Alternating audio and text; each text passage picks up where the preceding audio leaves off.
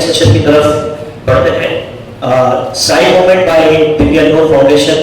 मैं गुजारिश करूंगा हमीद खान साहब से कि वो स्टेज पर आए और ये साइड मूवमेंट क्या है और दिव्या नूर फाउंडेशन ने किस तरह से हंगामी सतह पर काम किया है उसके बारे में कम से कम वक्त में जनाब हमीद खान साहब बताएंगे। अस्सलाम वालेकुम रहमतुल्लाहि व बरकातुहू। बहुत बहुत शुक्रिया जाकिर साहब और महाराष्ट्र माइनॉरिटी एनजीओ फोरम का जो उन्होंने मुझे बुलाया और मैं काफ़ी दिन से जुड़ा हूँ जाकिर भाई से। एक्चुअली कल आना था लेकिन माफ़ कीजिएगा कि थोड़ा तबीयत ठीक नहीं थी इसलिए नहीं आ पाया। आज भी तबीयत ठीक नहीं है लेकिन मुझे लगा कि नहीं जाना चाहिए, इतने दूर से लोग आए हुए हैं, हम तो यहीं पर हैं तो आज आया हूँ। तो पहले मेरा जो नाम है वो हमीद खान है और मेरा जो प्रोफेशन है वो मेनली मैं बिजनेस में तो खुद को कहता नहीं हूँ, मैं बोलता हूँ मैं एक एंटरप्रेन्योर हूँ। और मैंने पहली अपनी मेरी जो करियर शुरू की as a merchant navy officer, उसके बाद जो मैंने पहली कंपनी बनाई वो 26 साल की उम्र में एक शिप मैनेजमेंट कंपनी बनाई और लास्ट 20 साल में लगभग 7-8 कंपनी में चलाता हूँ। और उसके साथ साथ जब एक 2012-13 में कुछ ख्याल आया इस तरह का कि कुछ करना है तो उस टाइम में जहन में बहुत सारी चीजें आई लेकिन फिर भी तो जब बहुत सारे चीज ख्याल आया तो क्योंकि अल्लाह ने जिस तरह से जहन बनाते हैं लोगों को तो फिर मुझे लगा कि कहाँ से शुरू करूं क्योंकि इतना सारा काम है और कहाँ से शुरू किया है। तो फिर मैंने सोचा कि जैसे कि जब भी मैं बिजनेस करता था कुछ भी करता था तो मेरा एक अपना सोच रहता था कि नहीं हम उसके पहले डिटेल्स में जाते हैं, पहले उसको समझते हैं और ऐसा भी कुछ काम जब हम काम शुरू करें क्योंकि जब हम कुछ चीज में एनर्जी लगाते हैं तो पूरी तरह से लगाना चाहिए, फिर इधर नहीं कि उधर, पूरा फोकस होकर लगाना चाहिए। तो उसके लिए मैंने अपने आप को कुछ 5-6 साल दिए, 10 साल लगभग आप बोल सकते हैं क्योंकि 2012 में सोच आया था। तो फिर मैंने एक रजिस्ट्रेशन तो कर लिया दिव्या नूर फाउंडेशन जो उसका नाम है, वो पहले दिन ही कुछ ख्याल आए थे और उसके बहुत सारे क्लैरिटी आए थे लेकिन कैसा करना था उसको समझ में नहीं था। तो दिव्या नूर जो है आप इसके नाम से ही समझ पा रहे हो कि दिव्या नूर जो है डिवाइन कॉन्शियसनेस, डिवाइन चेतना और डिवाइन लाइट आप बोल सकते हो। तो मकसद ये था कि मुझे लगा कि सारे जो प्रॉब्लम्स हो रहे हैं हम कहां से शुरू करें। तो मुझे लगा कि सबसे पहले हम खुद से शुरू करें, तो जब तक हम खुद को नहीं समझेंगे तब तक हम दूसरों को कैसे समझ सकते हैं। तो कहीं ना कहीं एक रिसर्च मॉडल शुरू हुआ और मैं खुद जाके सारे जो मैं नॉर्मल न्यू बॉम्बे में बेस करता हूँ तो न्यू बॉम्बे के बहुत सारे स्लम्स एरिया में जाता था, बहुत सारे लोगों से बात करता था, काफी सारे इंटेलेक्चुअल लोगों से मेरी डिस्कशन हुई कि इश्यूज कहाँ पर। एक्चुअली आज तो हम टेक्नोलॉजी के दौर में इतने ऊपर आ गए, लोग भी बहुत कुछ जानते हैं। पहले इल्म लेने के लिए हमको कितने दूर तक जाना पड़ता था, आज तो इल्म जो है हमारे फिंगर टिप पे है, इल्म है। लेकिन एक्चुअली कहाँ इशू हो रही है कि वो इल्म जो है अमल में नहीं आ पा रहा, हमारे रोजमर्रा की जिंदगी में नहीं आ पा रहे और किस तरह से इतने सारे एनजीओ चलते हैं। जब मैंने शुरू में रिसर्च किया तो पता चला कि इंडिया में 600 लोगों के लिए एक एनजीओ, 600 लोगों के लिए एक एनजीओ है और इतने सारे गवर्नमेंट के डिपार्टमेंट से, लेकिन फिर भी लोग के बाजू के घर में जो भूखा है वो खाना नहीं पा रहा। ये मुझे थोड़ा सा कुछ समझ नहीं आया, मतलब ये मामला समझ में नहीं आया क्योंकि इससे पहले मैं बिजनेस के बारे में सोचता था, मैं उसको कैसे तैयार करूंगा उसके बारे में सोचता था, इसके बारे में कभी जहन में आया नहीं। जब मैंने इसके बारे में सोचा तो मैं तो पहले कुछ सोच नहीं पाई कि क्या करना, कि इतने सारे इदारे हैं, इतने सारे एनजीओ है, गवर्नमेंट है, फिर भी बाजू में एक आदमी भूखा कैसे रह सकता है। तो उसके लिए मुझे लगा कि कुछ तो डिटेल्स में जाना पड़ा। तो फिर मैंने कुछ रिसर्च किए और बहुत सारे चीजों को मैंने देखा। तो लास्ट में हमने एक मॉडल बनाया तो जिसको मैं बोलता हूँ कि होलिस्टिक ह्यूमन और कम्युनिटी डेवलपमेंट मॉडल। तो जिसमें कि इंडिविजुअल के लिए होलिस्टिक डेवलप हो सकता है और एक कम्युनिटी का भी होलिस्टिक डेवलपमेंट हो सकता है। और उसमें हमने एक ही मॉडल बनाया जिसका हमने नाम दिया ABCD। ABCD का मतलब होता है इंडिविजुअल के लिए awareness based community consciousness development और जो कम्युनिटी के लिए that is the alliance based community development. तो हर इंसान के अगर आप देखो तो पूरी तरह से आप उसको दो तरह से डिवाइड कर सकते हैं। एक सोशल है, एक स्पिरिचुअल है। तो हमने उसको उसी तरह से सोचा कि ये स्पिरिचुअल है, जो एक इंडिविजुअल का अपना डेवलपमेंट है। जब वो पूरी तरह से होलिस्टिकली डेवलप होता है, तभी जाके उसके सोच में, उसके डिसीजन में, उसके एक्शन में वो होलिस्टिक अप्रोच झलक दे।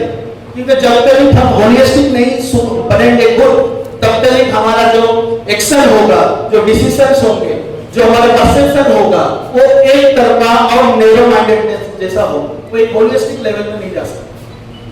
तो इसके लिए हमने इसका दो पहलू बनाया, एक सोशल, एक स्पिरिचुअल। तो जिसके हमने भी दो मतलब मेन मुद्दे रखे, जो प्रिंसिपल बोल सकते हैं, सिद्धांत बोल सकते हैं। तो सोशल का हमने सिद्धांत रखा सेवा और साधना, सॉरी सोशल का रखा सेवा और सहयोग, और जो स्पिरिचुअल का रखा हमने स्पिरिचुअल, सोशल का रखा सेवा और सहयोग, स्पिरिचुअल का रखा हमने साधना और समर्पण। तो इसके अंदर ब्रीफ में मैं बता देता हूं कि सेवा का भी हमारा एक डेफिनेशन है, जिसको हम बोलते हैं कि socio economy value addition, socio economy value addition. और साधना का जो हमारा फुल फॉर्म है, that is a self awareness development for holistic nurturing and advancement. क्योंकि कोई भी चीज अगर हम करें, उसको अगर हम सही तरह से समझे, तभी जाके वो बहुत तरह से हम पर इम्पैक्ट डाल सकता है। तो इसमें अभी हमने इसको क्या किया, पहले तो हमने एक बड़े लेवल पे सोचा, फिर हमने बोला कि इसको अभी एक्शन में कैसे लाएंगे। क्योंकि सोच बड़ा होना चाहिए, लेकिन एक्शन जो है वो वेरी फोकस होना चाहिए, मुझे ऐसा लगता है। तो उसमें हमने कैंपेन शुरू किया, साफ ताओ इंडिया मूवमेंट, SAI। हमारा ऑब्जेक्टिव था कि सबको जोड़ना है, बिना जोड़े हम ये कर नहीं सकते, या कोई भी नहीं कर सकता। आज भी हम यहाँ आए हुए कि सब एक दूसरे के साथ जुड़ के किस तरह से हम उसको आगे लेके चलते। तो इसको फिर हमने इसको चेंज किया, क्योंकि साथ और इंडिया बहुत बड़ी बात है। तो उसको फिर हमने छोटे छोटे लेवल में बनाया कि अभी हमने सिटी लेवल से काम किया। अभी हमारा जो प्रेजेंस है वो लगभग 4 स्टेट्स में है, उड़ीसा, महाराष्ट्र, गुजरात और राजस्थान। तो अभी उसमें फिर हमने सिटी लेवल में सोचा है, नवी मुंबई सेवा बोल के एक प्रोजेक्ट हमने शुरू किया है। तो नवी मुंबई सेवा में उसी तरह से काफी सारे एनजीओ जुड़े हुए हैं, और ये जो हमारे जितने भी सेवा है, हमने उसको क्या किया कि लेकर इंटरनेशनल लेवल में क्या कर, जैसा कि अभी ये सारे जो सोशियो इकोनॉमिक मॉडल है, थोड़ा एनर्जेटिक नहीं है इसलिए गले सूख रहे हैं। तो अभी ये जो सेवा है, सेवा में हमने 7 सेवा रखे हैं। तो 7 सेवा एक्चुअली हमने क्यों रखे हुए हैं, उसका भी मैं थोड़ा सा आपको सलाह दे देता हूं कि जो यूनाइटेड नेशंस है, आप लोग सबको पता होगा कि एनजीओ में है, तो यूनाइटेड नेशन ने 17 सस्टेनेबल गोल बनाए, SDG बनाए, 17 सस्टेनेबल गोल। तो वो 17 सस्टेनेबल गोल को इंडिया के नजर से हमने इस मॉडल में चेंज किया।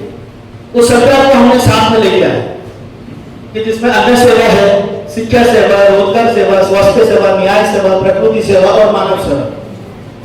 तो इसमें हमारा जो अभी ऑब्जेक्टिव है, अभी हम लोग एक सिटी के अंदर में एक, जैसा कि हमने नवी मुंबई सेवा में इसका मॉडल बनाया है, इसमें हमारे साथ में लगभग 50 से 100 एनजीओ जुड़े हुए हैं नवी मुंबई एरिया में। फिर हम उसको क्या कर रहे हैं कि सेवा केंद्र जैसा खोल रहे हैं, जैसा कि एनएमएम का, अभी इसके बाद मैं वही बोलूंगा कि जो एनएमएम, जो महाराष्ट्र माइनॉरिटी एनजीओ फोरम का जो ऑब्जेक्टिव है, वो एक कम्युनिटी के लिए अभी फिलहाल है ना, जैसा उनका कम्युनिटी डेवलपमेंट सेंटर है, एग्जैक्टली उसी मॉडल पे हमने पूरा इंडिया के लिए एक प्लान बनाया और उसके आगे का भी बताया, लेकिन वो अभी हम नहीं बता कि मेरा और एक फाउंडेशन है, that is called the one earth alliance. तो हमारा विजन जो है ग्लोबल है, लेकिन हम सोचते हैं कि काम तो लोकल नहीं करना, क्योंकि जब तक आप आपका गोल जो है उस लेवल का सेट नहीं करते हैं, तो आपका जो एक्शन है ना, उस गोल के तरफ एक कदम बढ़ रहा है कि नहीं बढ़ रहा है, आपको कैसे पता चलता? तो बहुत जल्दी क्या होता है कि हम जो भी हम अपने हमारे अंदर में एक एहसास आता है कि किस्मत करना है, तो मैं हर वक्त यही गाइड करता रहता हूँ जहां पर जो मौका मिलता है कि आप किस्मत दिल खोल के करो, लेकिन पहले थोड़ा दिमाग भी लगाओ, क्योंकि अल्लाह ने दोनों चीज दी हो और उसके बाद हमको काम करने का ताकत भी दिया हो, तो तीनों चीज दिया हुआ, जैसा हम बोलते हैं बॉडी माइंड एंड सोल। तो आप दिल लगा के काम, अल्लाह ने आपके दिल के अंदर खिदमत करने का जज्बा दिया तो बहुत बड़ी बात है। लेकिन हम उस टाइम में अगर हमारा दिमाग को यूज नहीं करेंगे तो कहीं ना कहीं पर वो जो जज्बा उन्होंने दिया था और जो हमसे करवाना चाहते थे वो कभी भी हम पूरी तरह से नहीं कर पाए।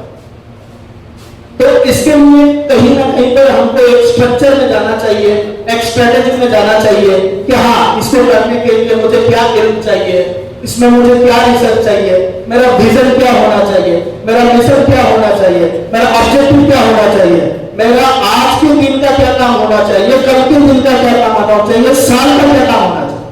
अगर हम इस तरह से पूरे छोटे छोटे चीज में नहीं जाएंगे तो हम छोटे काम करें या बहुत बड़ा काम करें, this is the only process. नहीं तो सिर्फ वो एक डे ड्रीमिंग जैसा रहेगा कि हमारा सोच आया, हमको करना है, बाद में हम एहसास करेंगे, दुख करेंगे कि हमारे साथ में इतने साथियां हैं, इतने लोग हैं, लेकिन अल्लाह ने हमको मौका दिया था लेकिन हम कर नहीं पाए। तो इसमें सबसे पहले वही छोटी सी बात मैं बताना चाहूंगा कि साई मूवमेंट जो है लगभग आपके जो महाराष्ट्र माइनॉरिटी एनजीओ फोरम के मॉडल पे काम करता है। नाम थोड़ा फर्क हो सकते हैं। और जाकिर भाई से जिस दिन हम मिले, साइना जी ने मुझे मिलाया था जाकिर भाई से, लगभग मुझे लग रहा है 3 साल, 2 से 3 साल हो गया। तो हम पहले दिन ही हमने गाड़ी में बैठ के 1-1.5 घंटे 2 घंटे तक बात किए। फिर जाकिर भाई बोले कि नहीं, मुझे 24 घंटा रहना है आपके साथ। फिर हम लोग साथ में 24 घंटा रहने लगे। तो हमने सारी चीजें डिस्कस किए। तो कहीं ना कहीं पर मिशन सेम है ना, थोड़ा एक नजरिया अलग है। जाकिर भाई का भी अपना सोच जायज है क्योंकि जब तक के कम्युनिटी के ऊपर काम नहीं कर सकते। तो मुझे लग रहा है कि दोनों एलिमेंट और साई मूवमेंट कोई अलग नहीं है, एक तरीके से साथ में आगे इससे आपको देखने को मिलेगा, एक सेते से हम आगे बढ़ेंगे। तो जैसे कि स्पिरिचुअल में भी हमारा एक साधना समर्पण है। साधना का मैंने फुल फॉर्म बताया आपको, it's a self awareness development for holistic nurturing and advancement. और जिसको हमने यीशु बोल के हमारा एक मेटा लर्निंग मॉडल है जो कि अनसीन विजडम और मॉडल साइंस को साथ में मिला के बनाया है, जिसको मैं शॉर्ट टर्म में बोलता हूँ कि योर ओन सेल्फ अनफोल्डमेंट। क्योंकि आपके अंदर में सब कुछ है, लेकिन जब तक आप उसके अंदर झाँकोगे नहीं, जब तक आप चाहोगे नहीं, तो बाहर नहीं आना। तो ये दोनों मॉडल्स को मिला के अभी हम धीरे धीरे सिटी से स्टेट्स की तरफ जा रहे हैं। और अल्हम्दुलिल्लाह अभी बहुत सारे एक्टिविटीज चल रहे हैं। अभी लगभग कोरोना से अभी तक में हमने, अगर एजुकेशन की बात करें तो लगभग 2-3 हजार बच्चों को हमने फ्री में ट्रेन करके जॉब दिया है। उसके बाद हेल्थ में काफी सारे हेल्थ कैंप वगैरह हो रहे हैं। एनवायरमेंट के ऊपर भी हमने 50 एकड़ लैंड में लगभग 50,000 झाड़ लगाए हुए हैं। और हमारा एक टारगेट काफी सारे चीजें हैं। ये इस तरह के हमने कम्युनिटी उत्सव 2015 में मैंने शुरू किया न्यू बॉम्बे में। मेरा और भी 2-3 कैंपेन हमने सब शुरू किया है कि our city our responsibility, Navi Mumbai सेवा, फास्ट फूड ह्यूमैनिटी। सो लोगों चीजें चल रही हैं कि लेकिन ये सारे डॉग्स बढ़ रहे हैं। ये जब जुड़ेंगे तो, और आप जैसे साथी अगर जुड़ेंगे इसमें, तो इंशाल्लाह ये जो इसको मिशन विजन में चल रहा है वो मुकम्मल हो पाए। तो ये सारी चीजें अभी चल रहे हैं। और 2-3 चीजें मैं बताऊंगा, जैसा कि जाकिर भाई ने बताया था कि नेशनल जो एक एनजीओ का रोल कैसा होता है एक नेशन बिल्डिंग, तो उसके बारे में थोड़ा सा मैं बताऊंगा।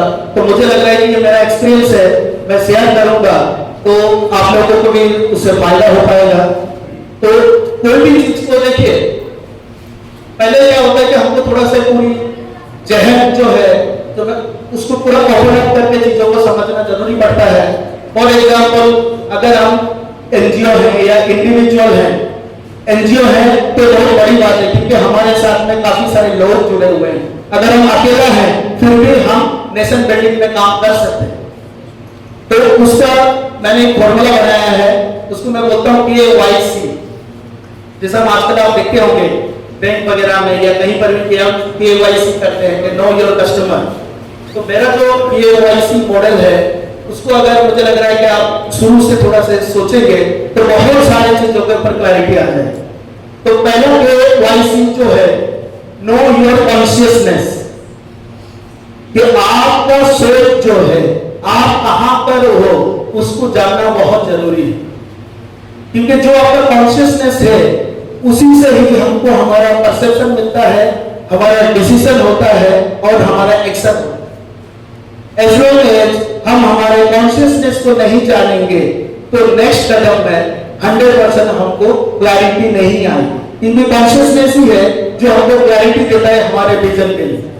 तो सबसे पहले know your consciousness KYC 1। Second है कि नो योर कॉम्पिटेंसी, कि आपके अंदर में क्या चीज खूबी है, अल्लाह ने आपको किस चीज का सलाह दिए हुए, किस चीज में आप बेहतर हैं, और अगर आप इस चीज में बेहतर नहीं है तो कौन बेहतर है उससे ऐसे हमको सीखने का भी दिए हुए हैं। हमको मुख्य तरह के एक्टिविटी हम दूसरे से सीख सकते हैं। ये बहुत बार बोला जाता है कि मुझे ये आता नहीं है, तो हम दूसरे किसी से भी सीख सकते हैं। तो नो योर कॉम्पिटेंसी जो है that is the second KYC। Third KYC है नो योर कंट्री, आपके देश के बारे में आपको जानना जरूरी है। हम सिर्फ ऊपरी तरह से जानते हैं, हम डिटेल्स में नहीं जानते। तो अगर हम नेशन बिल्डिंग के लिए काम करना चाहते हैं तो know your country is also important. दूसरा है, उसके बाद ये हो गया 3। चौथा KYC है नो योर कॉन्स्टिट्यूशन, आपके संविधान के बारे में भी जानना जरूरी है। जैसे कि हमारा संविधान में बहुत लोगों को मैंने मिला हूं वो प्रियम्बल भी नहीं पता संविधान के बारे में, तो कहीं ना कहीं पर तो हमको कॉन्स्टिट्यूएंसी के बारे में भी,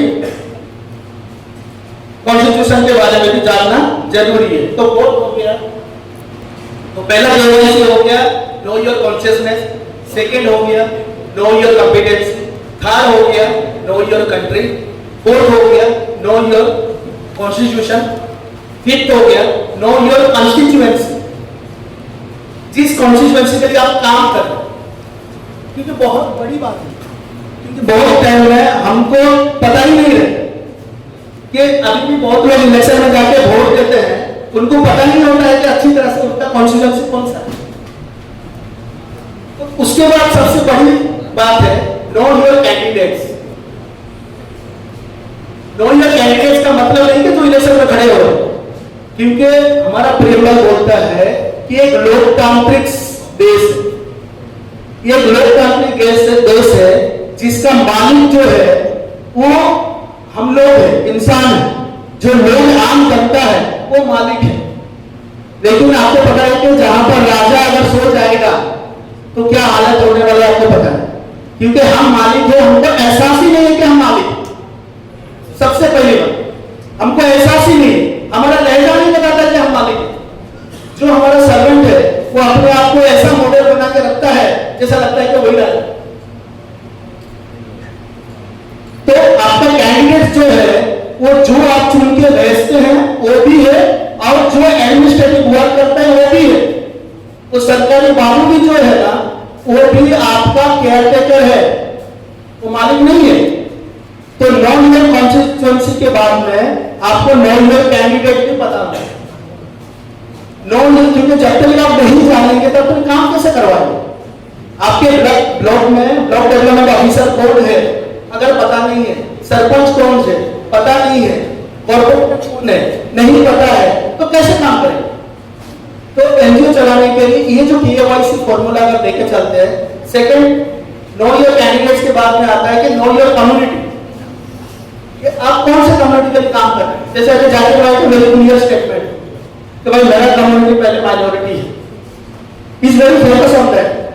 तो उसी तरह से सोचो, आप एक एनजीओ चला रहे हैं वासी में, नेहरू में या जमशेदपुर में या बिहार में, तो आपको ये जानना बहुत जरूरी है कम्युनिटी कौन सा है, उसके प्रॉब्लम्स क्या है, उसका रिक्वायरमेंट क्या है, और वो रिक्वायरमेंट कैसे फुलफिल हो।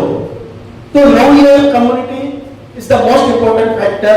उसके बाद बहुत सारे KYC है मेरे पास, लेकिन मैं बोलूंगा नहीं अभी, क्योंकि इतना भी अगर हम इसको ले आए फ्रेमवर्क में तो मुझे लगता है कि इंशाल्लाह आपको विजन क्लैरिटी मिल जाएगी। और आपके जैसे कि मैं बोलता हूँ कि अभी यहाँ पर बोलना बहुत जरूरी है कि नो योर कंपेनियन, वो भी हमारे KYC है। अभी जाकिर भाई क्या कर रहे हैं, जाकिर भाई ने बोला कि ये माइनॉरिटी एजुकेशन आपका है, आप लोगों को करना है, मैंने एक विजन बनाया, लेकिन ये अकेला का काम नहीं है, ये साथियों का काम। तो आपको आपके सच्चे दोस्त कौन है वो भी ढूंढना, नोट कंपनी। तो इसी तरह से 100 KYC है मेरे पास, तो वो जरूरत आने के बाद इनसे हम बातें करेंगे, लेकिन ये सब बेसिक्स है। आपका कैंपेन क्या है, नो योर कैंपेन, कि किस, जैसे मेरा कैंपेन है south of India, very clear, और कैंपेन है south of India, very clear, क्योंकि मैं फोकस रहता हूँ, कुछ भी हो जाए इससे मुझे हटने वाला नहीं। क्योंकि जब तक आप अपने आप से ये सारे चीजें क्लैरिटी नहीं रखेंगे तो कहीं ना कहीं पर हमको जो विजन हम देख रहे हैं, जो गोल हम बना रहे हैं, वो हम नहीं कर पाते। तो इतना ही मुझे बताना है आज कि बेसिक जो चीजें हैं इस तरह के, अगर आप अपने इधर में एनजीओ में अगर इस मॉडल पे थोड़ा काम करते हैं तो मुझे लग रहा है कि बहुत सारी क्लैरिटी मिलेगी, और जहां पर भी जरूरत होगा हम एक दूसरे से नॉलेज शेयर कर सकते हैं, एक्सपीरियंस शेयर कर सकते हैं, जिससे कि हम एक दूसरे को सबको फायदा पहुंचेगा। तो मैं ज्यादा टाइम बात नहीं होगा, और मेरा नंबर अगर चाहिए तो आप रख सकते हैं, और आगे कभी भी हम इसके ऊपर बातें कर सकते हैं। मेरा नंबर है 9821341738। तो एक गुजारिश रहेगी कि आगे आप अपने जिस एरिया में भी काम कर रहे हैं उसको और थोड़ा रिव्यू कीजिए, और उसमें ऐसा कभी मत सोचिए कि आप अकेले हैं। बहुत सारे लोग, सिर्फ हमारे जैसे एनजीओ नहीं है, बहुत सारे लोग हैं जो ढूंढते हैं कि कौन अच्छे काम करे, उनके साथ मिलकर काम करें और वो क्लैरिटी विजन के साथ चले। तो मुझे यही बोलना रहेगा आखिर में कि आप अपने जो भी काम करते हो, एजुकेशन में करें, हेल्थ में करें, एनवायरनमेंट में करें, वुमेन एम्पावरमेंट में करें, लेकिन आप एक क्लैरिटी विजन फोकस मिशन के साथ में चले और उसी के ऊपर पूरा स्ट्रिक्ट रहे, और उसके साथ मुझे इससे अलावा बहुत सारे साथियां मिलेंगी, तो आगे आपका करवा पड़ता ही जाए। शुक्रिया मुझे सुनने के लिए। बीच बीच में मैं रुक गया क्योंकि गले थोड़ा खराब है, प्यास भी लग रही है, तो माफी चाहता हूँ, कुछ तकलीफ हुई होगी। और जाकिर साहब आपका भी शुक्रिया बहुत बहुत, आपने कल की जगह में आज मुझे फिर से मौका दिया बात करने के लिए, बहुत बहुत शुक्रिया। और उम्मीद है माइनॉरिटी जो हमारे महाराष्ट्र माइनॉरिटी एनजीओ फोरम है, इंशाल्लाह बहुत जल्दी हर डिस्ट्रिक्ट में उसके जितने भी प्रोग्राम से शुरू हो जाए, यही दुआ करते हैं। शुक्रिया, थैंक यू। ये थे जनाब हमीद खान साहब। बस हमारे और लंच के बीच में एक सेशन है, और मैं गुजारिश करता हूँ महाराष्ट्र माइनॉरिटी एनजीओ फोरम के जनरल सेक्रेटरी जनाब इरफान सैयद साहब को कि वो आए, और एजुकेशन रिसर्च डेवलपमेंट जिसका मिशन है हमारा कि तालीम में रिसर्च किस तरह से की जाए, और रिसर्च करने के बाद तालीम को बेहतरीन मॉडल पे किस तरह से लाया जाए। जब तक कि हमारे पास आसान तौर तरीके नहीं होंगे चीज़ों को हल करने के लिए, लोगों तक पहुंचाने के लिए, आवाम तक पहुंचने के लिए, तब तक हम लोग बहुत आसानी से पहुंच नहीं सकते। जिस तरह से हमीद खान साहब ने बताया, know your crowd, know your constituency, उसी तरह से हमें समझना होगा कि कितना आसान हो सकता है किसी एक चीज को लोगों तक पहुंचाना, कम से कम पैसे में, कम से कम समय में, और ज्यादा फायदा पहुंचाना। मैं गुजारिश करता हूँ इरफान सैयद साहब से कि वो आए और आएंगे भागवत समझ। शुक्रिया हसन भाई। हसन भाई आपका अवाम एनजीओ में जरूर रखना, अवाम है लेकिन हम सबके लिए खास है, और इतने खास होने के बावजूद मुमरा में जब प्रोग्राम हुआ था तो उन्होंने दाल चावल पर ही हमें निपटाया था। तो कल आप मेरा फोटो देख रहे थे यहाँ पर, और मैं आप लोगों के फोटो देख रहा था, खाते वक्त मेरी फोटो देखा तो बिरयानी नजर आई। तो मुझे ऐसा लगा कि हसन भाई ने अली हिदायत में इसलिए पहुंचाया सबको मुमरा से कि ताकि पिछली बार की वो कमी को पूरा कर सके। लेकिन असल में जब यहाँ पर आकर पहुंचा तो इस बात का एहसास हुआ कि अलीगढ़ मुस्लिम यूनिवर्सिटी की सोच आज भी बरकरार है, और सर सैयद अहमद खान जैसी शख्सियत आज भी मौजूद है। तो अली हिदायत को सबसे पहले मैं शुक्रिया अदा करता हूँ कि आपने एमएमएनएफ को मौका दिया। जाकिर भाई का शुक्रिया कि वो हमेशा ऐसे इदारों को ढूंढकर निकालते हैं और हम सबको जोड़ते हैं। मैं अपनी असल बात पर आता हूँ माइनॉरिटी डेवलपमेंट सेंटर के नाम पर जो कुछ भी प्रोजेक्ट मुझे दिया गया था एमएमएनएफ की तरफ से, आप लोगों ने उसमें scholarship, education loan, various government schemes वगैरह के बारे में हमेशा बहुत सारे सेशन किए, आप लोगों ने उस पर काम भी किया है और अल्हम्दुलिल्लाह कौम को उसका बहुत फायदा पहुंचा है। लेकिन एक बात गौर कीजिए कि आप कहीं पर भी कोई भी सेंटर चला गया, आप सभी लोग एनजीओ से जुड़े हुए, और एनजीओ मतलब आज के दौर में कोई भी एनजीओ समाजी खिदमत बगैर पैसों के नहीं कर सकता।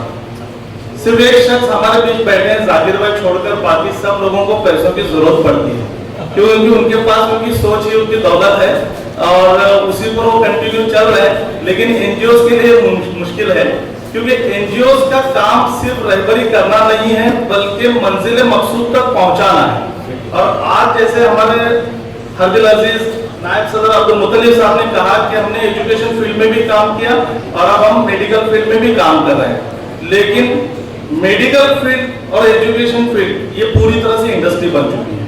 अगर आप अपने बच्चों को डॉक्टर भी बनाना चाहते हैं, जैसे कि हमारी ऐप देख रहे हैं तो आइडियल करियर की जो ऐप है, इस ऐप पर जितने भी स्टूडेंट्स के चेहरे आपको दिख रहे हैं सभी गवर्नमेंट कॉलेज में हैं, ऑल ओवर महाराष्ट्र के बोलिए, ऑल ओवर इंडिया के कहिए, और जिनके स्कोर कम है वो प्राइवेट कॉलेजेस में है, फिर कोई 40 लाख वाला है, कोई 60 लाख वाला है, कोई 1 करोड़ का है। और इतना बता दूं कि लास्ट ईयर जो मैंने एडमिशन करवाया था, एक के थाने का ही नॉन मुस्लिम स्टूडेंट था, 1 करोड़ 90 लाख। अब फिर उसी के साथ में मैंने करार के स्टूडेंट का करवाया 1 करोड़ 45 लाख में। अब तो मेरी बीवी ने कहा कि उसका नाम नंबर मुझे बताइए, क्योंकि डॉक्टर बनकर वापस अपनी करार में आने वाला है, तो कहीं ऐसा ना हो कि जल्दी से मैं उस वक्त उसके पास चली जाऊं, क्योंकि ये स्कोर वगैरह मतलब ये पैसा कोई मायने नहीं रखता, एक भी सीट खाली नहीं जाती मेडिकल फील्ड। इसलिए एक ही सोल्यूशन है, वो है मेरिट। इसलिए एनजीओ का इससे क्या कनेक्शन है, आप सब एनजीओ से जुड़े हैं, आप सभी का काम शुरू होता है स्कूल की फीस अदा करने से लेके रेशनिंग प्रोवाइड करने से लेके, फिर बीमार पड़ता है तो उसके लिए कुछ न कुछ मेडिकल एड देकर। लेकिन इन्हीं बच्चों को अगर आप सही रहबरी करेंगे, करियर गाइडेंस के लिए करेंगे, उनका करियर गाइडेंस के लिए एहसान सैयद सर को मैं देख रहा हूँ, कल उन्होंने अनाउंसिंग किए, आज स्क्रीन हैंडल कर रहे हैं एहसान भाई, लेकिन career counsellor, global career counsellor हमारे बीच मौजूद है, और ऐसे बहुत सारे मेंटर्स है एमएमएनएफ में। अगर इन सब की रहबरी में अगर आप करियर गाइडेंस इस प्रोग्राम को अच्छे से रन करेंगे, बच्चों की भी रहबरी होगी और समाज में अलग मतलब किसी एक को वर्टिकली ऐसे उठाना नहीं है, पूरे समाज की सतह पर भी बुलंद करना है, और वो भी तालीमी मैदान में। अब एक सिंपल एग्जांपल, आप सभी लोग यहाँ एजुकेटेड है, किसी ने 10, 12 ग्रेजुएट, मैक्सिमम सब ग्रेजुएट वाले हैं।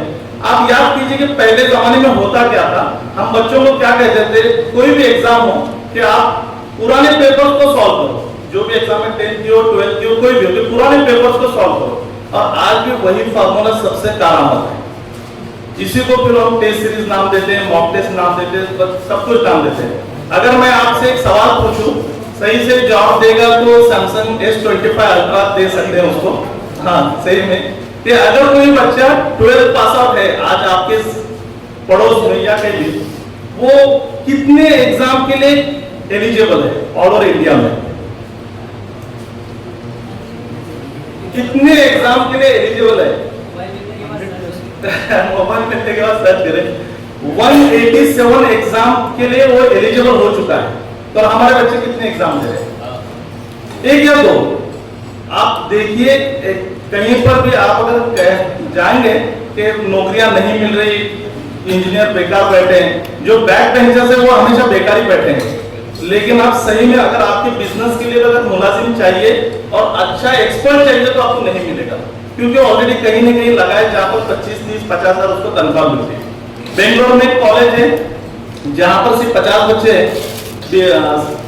कंप्यूटर साइंस का कोर्स होता है, मेरिट से भी होता है, मैनेजमेंट कोटा से भी होता है। वहाँ के एवरेज जो पैकेज मिलता है बच्चों को वो 25 लाख होता है पर ईयर, और highest package 90 lakh per year होता है।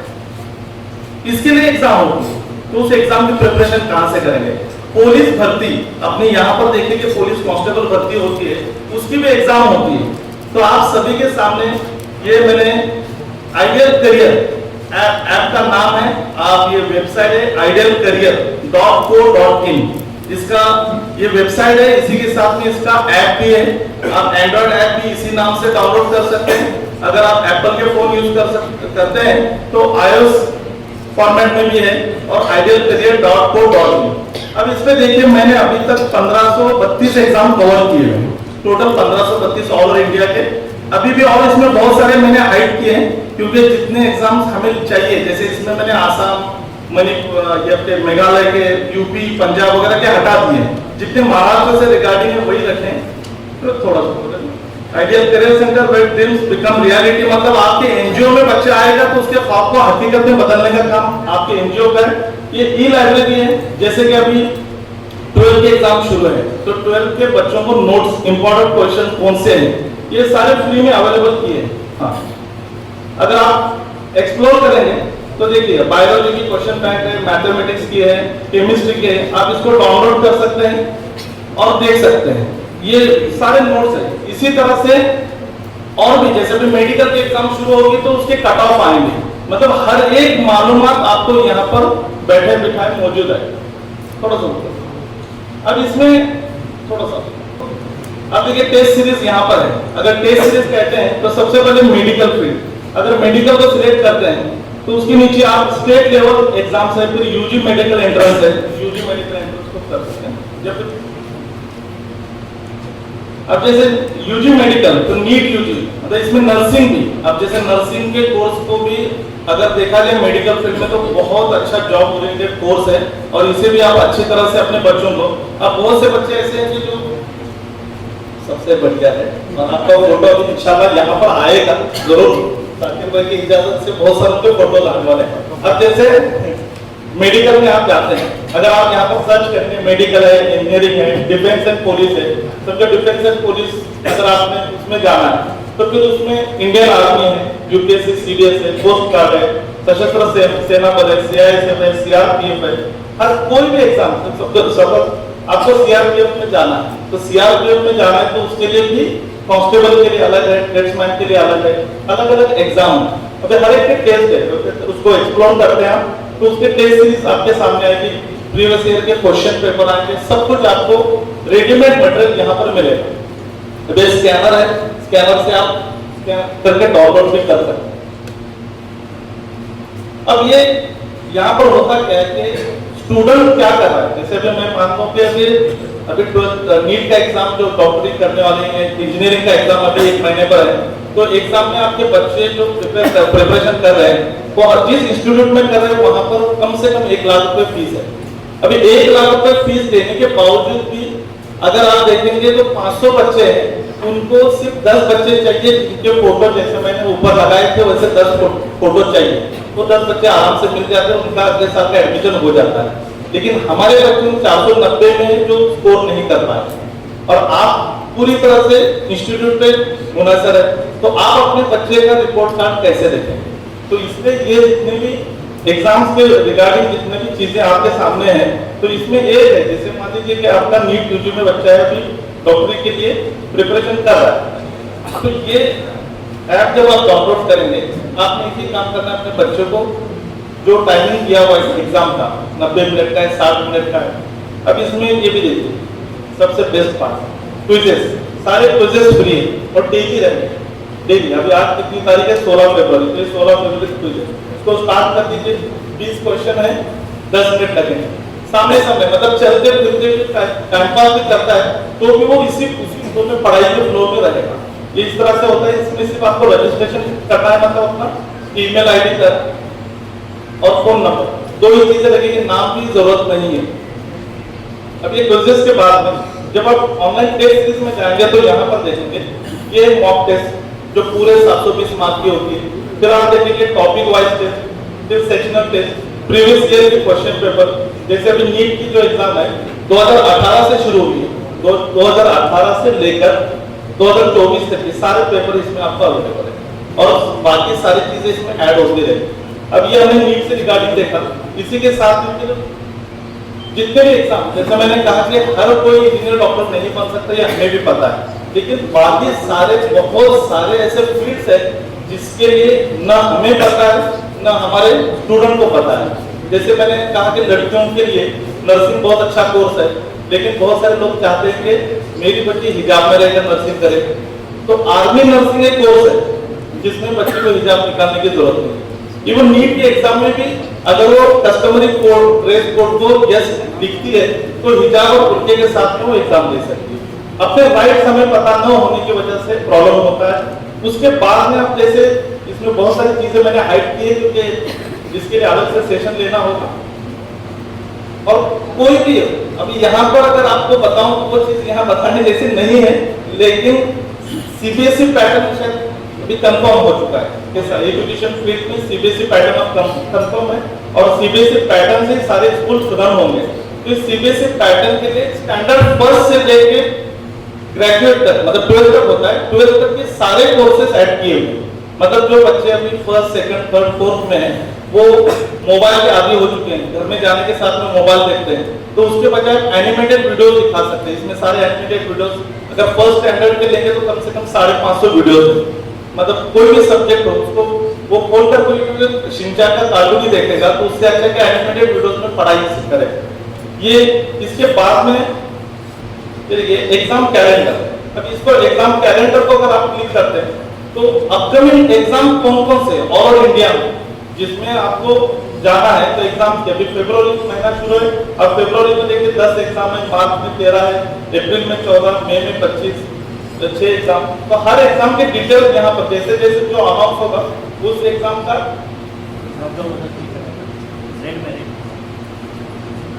अब देखिए फरवरी में कौन कौन से एग्जाम है तो सारे एग्जाम जितने भी, और जिस एग्जाम को आप क्लिक करोगे उस एग्जाम के फिर वो आपकी तैयारी आपके सामने आ जाएगी।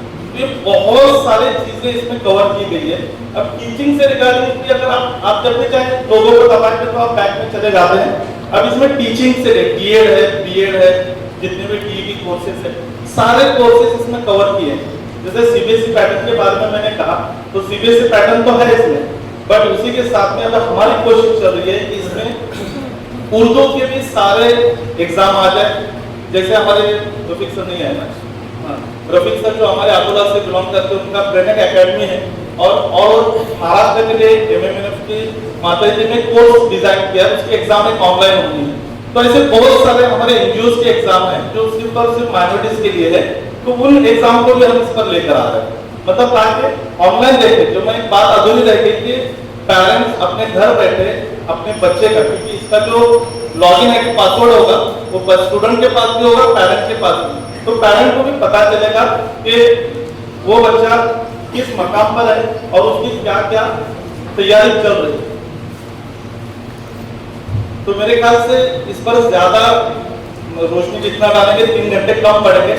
एनजीओ से रिगार्डिंग इसमें क्या चीज है, तो जो एनजीओ इस पर काम करना चाहते हैं तो इंशाल्लाह एक अलग से उनका सेशन होगा, उनको इसमें ट्रेनिंग दी जाएगी, वो किस तरह से अपने बच्चों को गाइड कर सकते हैं।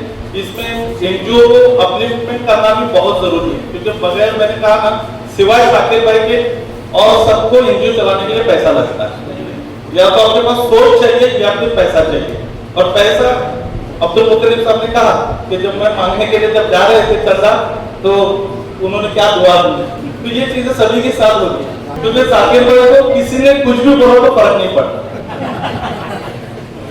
मेरे दोस्त बहुत एक गांव से है और मेरा उनका हमेशा इसी मामले में होता है, तो उन्होंने मुझे कहा कि फिर आपको खुली छूट दे रहा हूँ, आपको जो करना है कर लो, चंदा नहीं मांग रहे तो पूरा कुछ न कुछ निकालो। तो मैं 1 साल पर इसीलिए दूर रहा कि 1 साल पर में उन्होंने मुझे जो जो गाइड किया उस हिसाब से ये सब आपके सामने पेश किया है। तो इसके पीछे भी जाकिर भाई की एक मेहनत है, सोच है। और जैसे मैंने कहा कि इंजीनियरिंग है, डिफेंस है, ये सारी चीजें तो आपके आती रहेगी। तो अब तो एनजीओ को इसमें करना क्या है कि देखिए मैंने जैसे कहा कि जिन बच्चों का एडमिशन के बारे में मैंने कहा, मेडिकल एडमिशन अभी शुरू है, फिर इंजीनियरिंग एडमिशन, लोग 50-50 हजार 1-1 लाख रुपए एजेंट जो होते कमाते हैं, तो हमने उनसे ये पैसा उनका बचाना है, मतलब उम्मत का पैसा बचाना है। दूसरे हमारे स्टूडेंट्स को ये नहीं पता कि महाराष्ट्र में एडमिशन नहीं मिल रहा, तो मेरे लिए हरियाणा में अल्फलान एमबीबीएस कॉलेज है जो माइनॉरिटी का है, यूपी में एफएच कॉलेज है, आगरा में इंटीग्रल कॉलेज है, केरल में उन्नाव कॉलेज है, कर्नाटका में कॉलेज है, लेकिन वहाँ माइनॉरिटी का कोई बेनिफिट नहीं होता। हैदराबाद में बीआरके वुमेन्स मेडिकल कॉलेज है, और भी 2-3 कॉलेज है, असुदम ओवैसी साहब का डेक्कन कॉलेज है, बट फीस जो है वो 7 लाख 70 लाख से कम नहीं है। तो फिर आपको फिर छत्तीसगढ़ में जब आपको 30-40 लाख में मिल रहा है, उसमें भी स्कॉलरशिप है।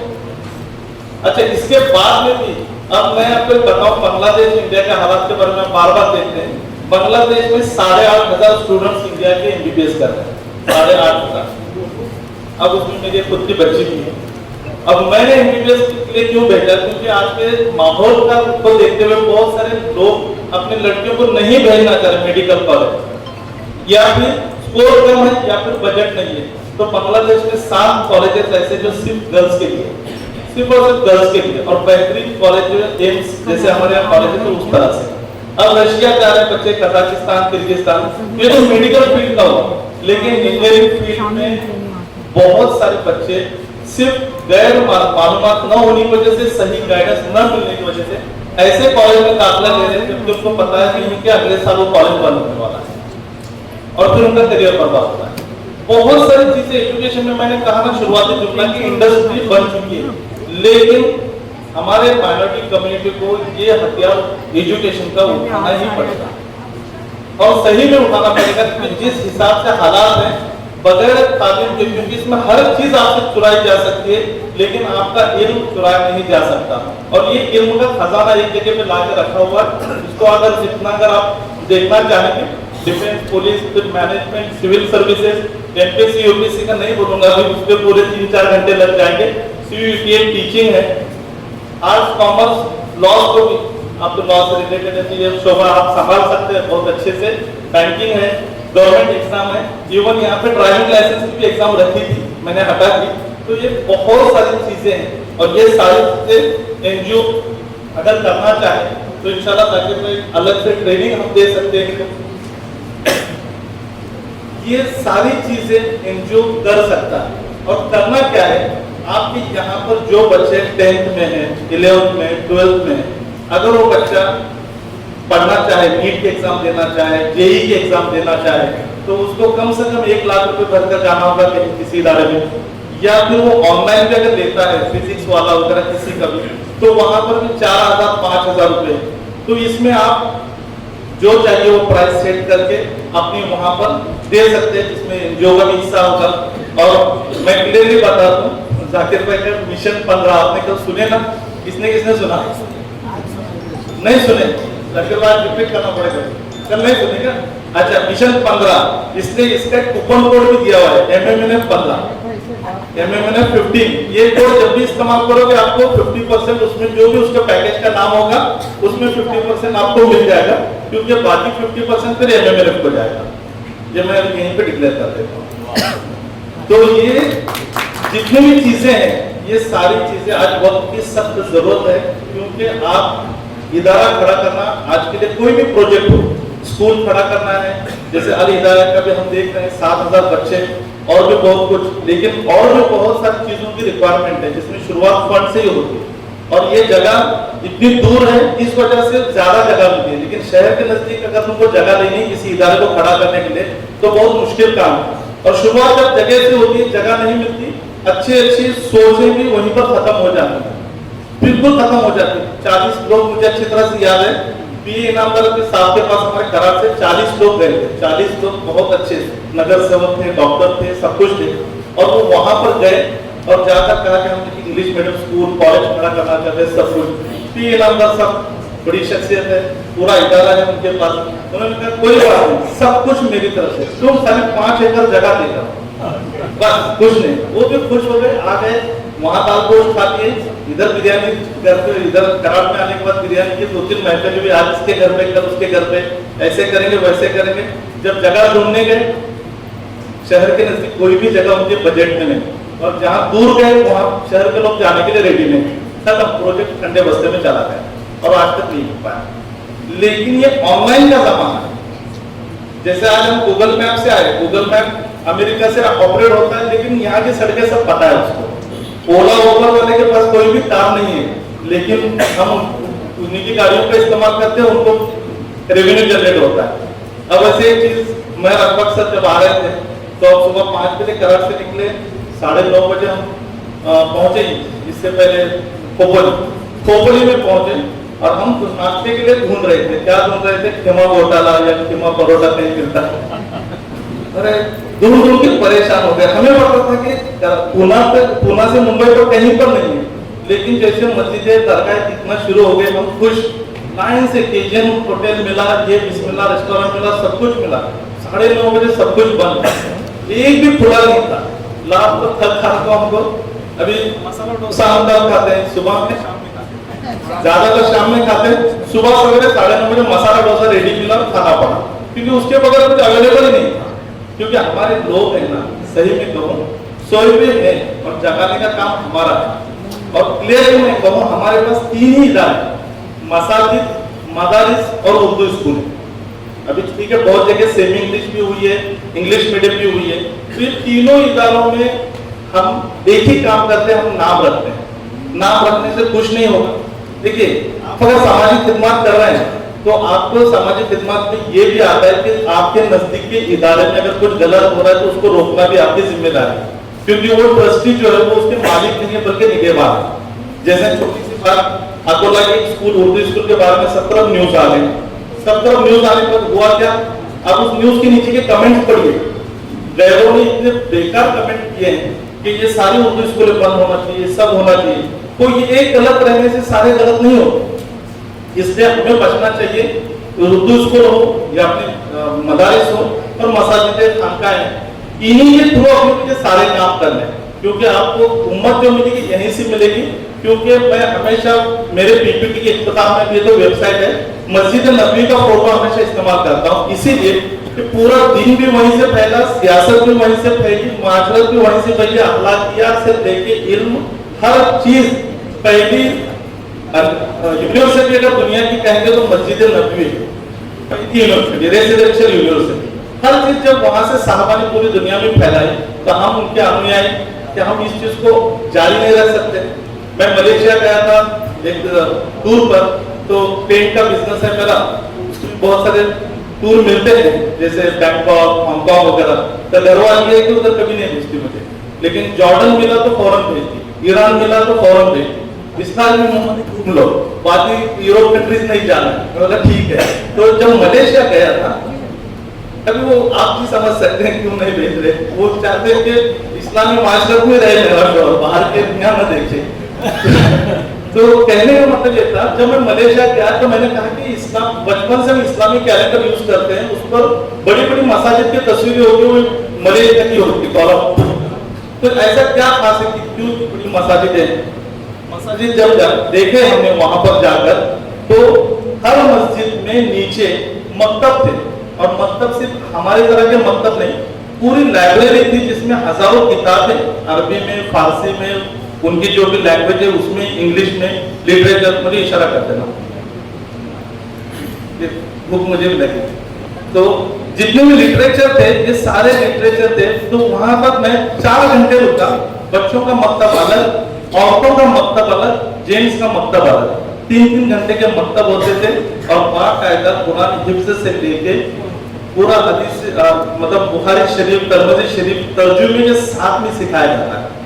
और वो सीखने जो आ रहे हैं वो कोई तालिब इल्म नहीं है, वो आपके मेरी तरह एजुकेशनिस्ट है, डॉक्टर है, LLB है, सियासतदान, हर कोई सीख रहा है। तो जैसे अली हिदायत के हमारे काजी साहब, उनका नाम मुझे नहीं पता जी जी, तो मौलाना ने बहुत अच्छी बात कही कि हमें शरीयत के साथ में, दीनी तालीम के साथ ये सारी चीजें करनी है। तो ये जो ऑनलाइन की जो बात कर रहा था, ये ऑनलाइन में आपको जगह की जरूरत नहीं है, न किसी सरमाए की जरूरत है, न बच्चों को स्कूल से निकालने की जरूरत है। किसी लाखों के स्टूडेंट में अगर वो नहीं जा रहा, जो जा रहे हैं उनको मत रोकिए, क्योंकि वहां से भी बहुत सारों की रोजी रोटियां चलती है। इसलिए वहां पर किसी को रोकिए मत जाने से, जो जा रहा है जाने दीजिए। जो नहीं जा सकता और जो जिसको आप पैसा देकर भेज रहे हैं, तो उसके बजाय उसे किसी भी रेगुलर क्लास में भेजिए और वहां पर ये कोर्सेज ऑप्शन में अप्लाई कीजिए, सारी चीजें आ जाएंगी। मुझे आपको ये चीजें बोलनी चाहिए कि पता नहीं, बट 26 जनवरी को इसको लॉन्चिंग हुआ, इस कोर्स ऑनलाइन का पूरा। 26 जनवरी से अभी तक तकरीबन 13 स्कूलें हैं जो उर्दू स्कूल नहीं है, ना अपने माइनॉरिटी के स्कूल है। टोटली मराठी मीडियम की स्कूल है, 13 के 13 स्कूलों ने इसको अपने वहां पर लॉन्च किया और उनके 9th 10th के बच्चे सीबीएसई के इसके टेस्ट सीरीज दे चुके, मतलब वो अपने से कितने आगे जा रहे हैं। तो जब हमारे पास ये सारी चीजें हैं तो हमने इसका इस्तेमाल करना ही चाहिए। सिर्फ स्कॉलरशिप में या सिर्फ एजुकेशन लोन में मदद करके कोई फायदा नहीं, क्योंकि ये सारी चीजें scholarship education loan after admission है। क्योंकि मैं जब इस पर काम कर रहा था तो मैंने देखा कि जब एडमिशन होगा तो ये चीजें इंप्लीमेंट होगी। तो एडमिशन कराने की जिम्मेदारी भी हमारी कि हमारे बच्चे अच्छे इदारों में एडमिशन ले, अच्छे कोर्सेज में ले, जिसकी वजह से आगे चलकर उनका करियर बने। जैसे कि मैकेट्रॉनिक्स वगैरह जो सैंडविच ब्रांचेस निकलते हैं, इलेक्ट्रॉनिक्स एंड टेलीकम्युनिकेशन वगैरह, जिसमें आगे स्कोप नहीं होता, लेकिन बच्चे इसलिए लेते हैं कि कॉलेज अच्छा है लेकिन आगे सिलेक्शन नहीं हो पाता। अब एक दूसरी चीज इसमें ये कहूंगा कि इसमें जैसे एहसान सैयद सर है, एहसान सैयद सर हमारे यहाँ पर जो करियर गाइडेंस का कोर्स किसको कहते हैं, उन्होंने बहुत सारे इस पर काम किया, तो वो इस पर आ जाएंगे। हमारे अशफाक खान सर है जो sir Einstein institute academy Panchgani में चलाते हैं, उनकी सातारा में ब्रांच हुई, नई ब्रांच के मानगांव में शुरू हो रही है, और भी 2-3 ब्रांचेस उनकी शुरू हो रहे हैं। तो उस वो फील्ड के हसन भाई के लिए ह्यूमन राइट का कुछ भी पूछिए वो बता देंगे।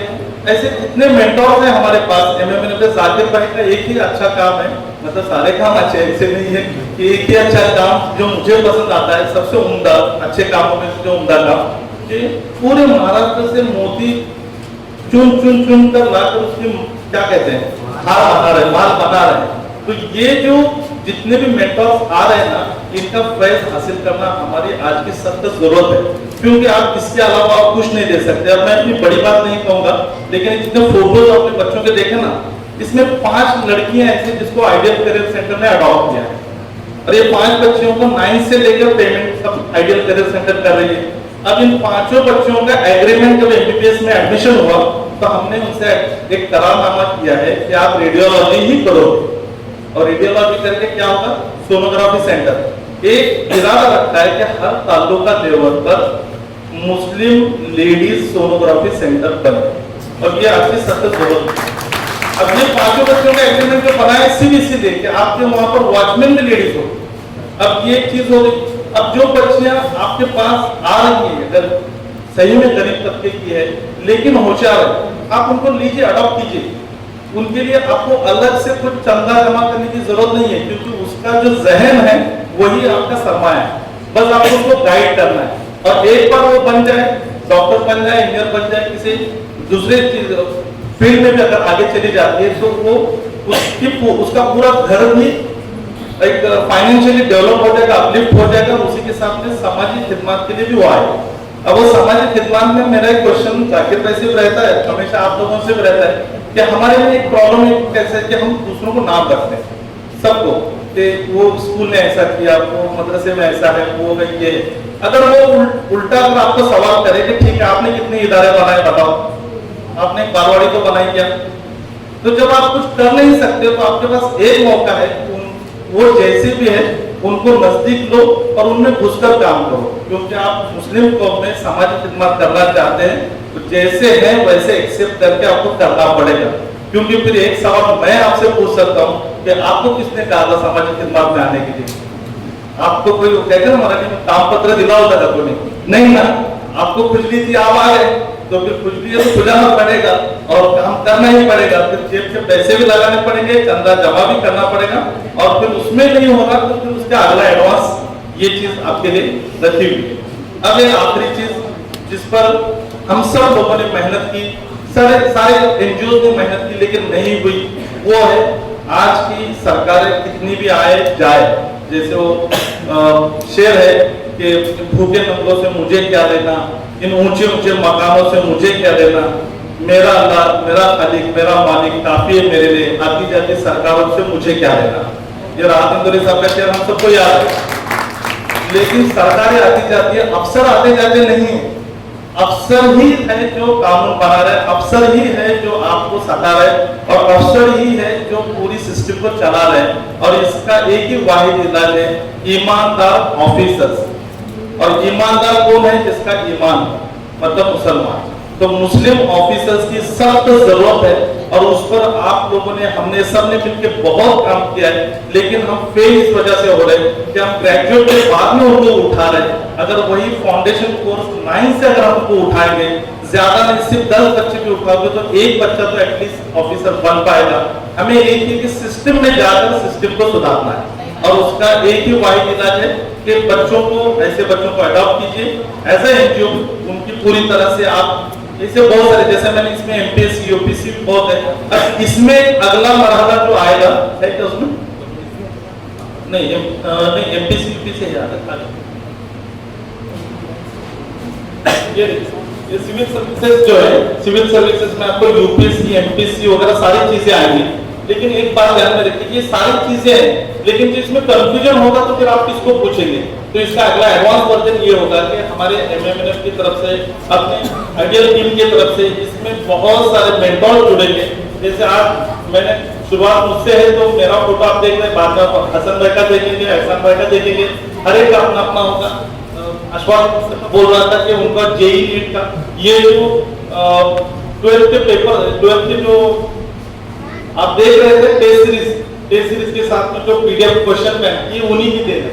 तो ऐसे जो लोग इसमें जुड़ना चाहते हैं जुड़ सकते हैं, दोनों तरह से एनजीओ भी जुड़ सकते हैं और जो क्रिएटर है, एजुकेटर है वो भी जुड़ सकते हैं, क्योंकि ये पूरी तरह से कॉम के लिए वर्क है। अब ये सिविल सर्विसेज की जैसे बात मैंने किया, तो सिविल सर्विसेज में भी सब कुछ इसमें मौजूद है, बच्चा जैसे चाहे वैसे कर सकता है।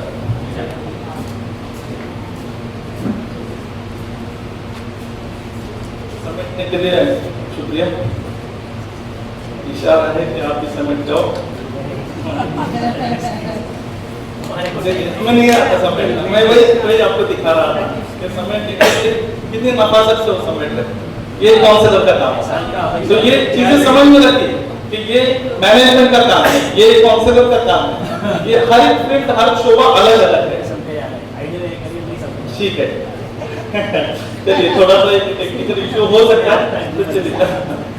तो इसमें एक ही चीज है कि जितना चाहे आप उतना कर सकते हैं। आज जमाना अलग मकाम पर पहुंच चुका है, एजुकेशन का मियार बहुत आगे चल चुका है। एक ही बात कहूंगा कि हमारा जो सिलेबस पैटर्न है, स्कूल का हो कॉलेज का हो, वो इतना पुराना पैटर्न हो चुका है कि बच्चा जब फारिग होकर बाहर आता है तो उसको एक्स्ट्रा कोर्सेज की जरूरत पड़ती है। जैसे आज एआई का जमाना है और भी बहुत कुछ चीजें हो रही है। और इससे याद आ गया, लेडीज भी यहाँ पर सब बैठे हैं, आप सभी से रिक्वेस्ट और सारे हजरात से भी रिक्वेस्ट है कि मेरे पास अब ऐसे केसेस आने शुरू हुए जिसमें बच्चों, जो लड़कियों ने अपने घर के फोटोज डाले, अपने खुद के फोटोज डाले, फोटो को एआई के इस्तेमाल से अलग अलग बनाकर गंदी शक्लों में कैसे वीडियोस बनाकर उनको कॉल किया जा रहा है और लोग पैसे दे रहे हैं। मेरे पास तकरीबन 13 से 14 केसेस ऐसे हैं जहां पर बच्चे ने या लड़के ने या लड़की ने अपने वालिदैन को नहीं बताया, लेकिन खुलकर मेरे साथ पे बातें होती है तो मुझे आकर जब पता है, तब तक कोई 1.5 लाख दे चुका है, कोई 1 लाख रुपए दे चुका है, जिससे अपने फैमिली के मसरूफात की फोटो। रिक्वेस्ट है आपसे, किसी भी सोशल मीडिया पर शेयर मत कीजिए। अब ये सारी चीजें तो हमेशा होती रहे। पहले अपने मुद्दे पे आते हैं कि ये सारी चीजें जो है आइडियल करियर सेंटर में आपके लिए ऐप मौजूद है, एंड्रॉइड ऐप है, उसी के साथ में iOS ऐप है और आप वेबसाइट को भी इस्तेमाल कर सकते हैं।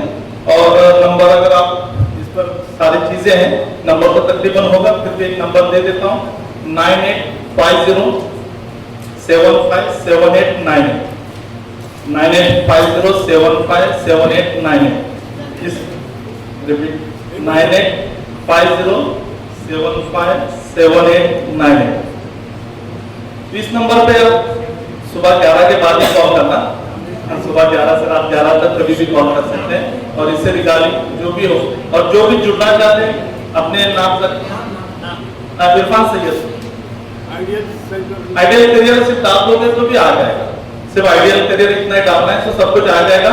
और उसमें से जो भी चीजें कोर्स वगैरह जो कुछ भी रहेगा उस पर आप MMNF 15 अल्लाह तौबा 15 पॉइंट्स उनके कवर नहीं हो रहे। कितने साल हो गए? 6 साल हो गए हमें। 25 मैं गलती से बोल दिया, 15 ही रखिए, 25 मत कीजिए, क्योंकि 15 पॉइंट में एक एक पॉइंट इतनी गहराई का है, मतलब उसको प्रोजेक्ट बोलते हैं, 15 मुताबिक प्रोग्राम इंदिरा गांधी ने तब किया था, उनसे नहीं हो सका, लेकिन एक तालियां जाकिर भाई की देखिए 15 मुकाशी प्रोग्राम में उन्होंने बहुत सारे प्रोग्राम को फुलफिल किया है। जो मार्टी का एक सोच थी उनकी, आप देखेंगे मार्टी से रिगार्डिंग ऐलानात हुए। मौलाना साहब एजुकेशन लोन 5 लाख के ऊपर नहीं मिलता था, 20 से 25 लाख मिलता है। सबसे पहला लोन हमने जाकर लेकर आया था, पेरेंट्स को एमडी साहब के सामने ये कहने के लेकर बिठा दिए, पेरेंट ने ये कहा कि सर अगर नहीं मिला तो मेरी बच्ची सुसाइड कर लेगी, लेकिन मैं अगर 2 दिन में दे देता। लेकिन वो एक्चुअली राइट में था कि दे सकते थे, लेकिन मिसकम्युनिकेशन बहुत सारा था। ठीक है, हमारे इदारे बहुत सारे ऐसे हैं, लेकिन जैसा है उनको लेकर चलना है, तो वो एक कामयाबी मिली और भी बहुत सारी कामयाबियां मिली हैं। तो अल्लाह के साथ से उम्मीद है कि अल्लाह ताला इसी तरह जाकिर भाई को और भी कामयाब करे। और आप सब से मैं मौकाना गुजारिश करता हूँ कि MMNF के प्रोग्राम को जिस तरह से अपने वक्त की कुर्बानी देकर आए, तो रोजाना की दावत उनका एक कॉल है, रोजाना की इबादत और रोजाना की खिदमत। तो रोजाना की खिदमत के लिए 1-2 घंटे जरूर दीजिए और कोशिश कीजिए कि नौजवान तबका जो आपके इर्द गिर्द पड़ोस में, आपके स्कूल में जहां पर भी थोड़ी सी नजर रखिए, उसमें जो जरा भी चमकता हुआ दिखाई दे फौरन उसको वहां से उठाइए, उसके रहबरी कीजिए, उसको अपने मकाम तक पहुंचाइए। अब उस एक बच्चे को उस मकाम तक नहीं पहुंचाते तो उसके पूरे खानदान को पहुंचाते। आप अगर 10 साल तक भी किसी को रेशन बांटते बैठेंगे तो मुतल्लिक साहब को पता है कि कितने घरों में ऑलरेडी 50 किट थे, फिर भी 51 किट के लिए वो आ चुके थे हमारे पास। तो रेशन आप 10 साल बांटिए, उस घर की हालत नहीं सुधरेगी। लेकिन आप अगर उसमें से एक बच्चे पैदा करके अगर इस काम में लगा देते हैं तो कयामत तक उस खानदान का सुधार होगा। क्योंकि गरीबी का एक फलसफा है कि पुराने जमाने में गरीबी किसको कहते थे, कि पुराने जमाने में अगर किसी घर में 3-3 दिन तक चूल्हा नहीं जलता था तो उसको हम गरीब कहते थे। हम बहुत सारे किस्से पढ़ते भी कि धुआं तक नहीं निकलता था, उसे हम गरीब कहते थे। फिर आज एक घर बताइए जहां पर एक दिन का खाना न मिलता हो, ऐसा कोई घर आपको नजर नहीं आएगा। तो फिर आज हम गरीब किसको कहेंगे?